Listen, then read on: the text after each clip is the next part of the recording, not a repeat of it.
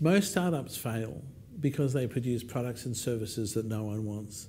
And many organisations fail because they produce products and services that no one wants.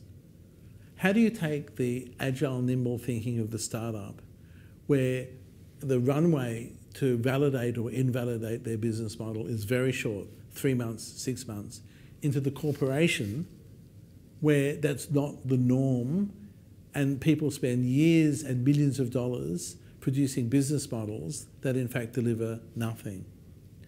Our venture strategy, which is built on Eric Ries's Lean Startup strategy, allows you to generate experiments in the cheapest, simplest possible way that allows you to validate or in fact invalidate some of the underlying hypotheses that sit underneath a business model, a solution, an opportunity, or an idea. The idea is to take the thinking of the startup world where time is limited, there isn't much money, and the cash is going to run out, into the corporate world to run simple, cheap experiments to validate or invalidate some of the underlying assumptions of the solution or the opportunity. And those experiments shouldn't cost much money.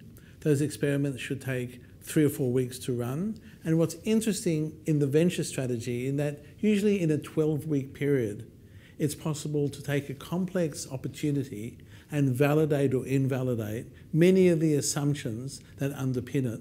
So when the final solution is taken to market and implemented, it's significantly de-risked for the organisation and for the customer. A typical example of experiments is to create a landing page where people come to that landing page and have to do something. They have to enter their name and address. They have to enter their email address. They're moved to actually do something, and the organisation may in fact not have that product or solution available, but it's just counting the number of people that actually enters their email address to validate or invalidate any interest in that possibility.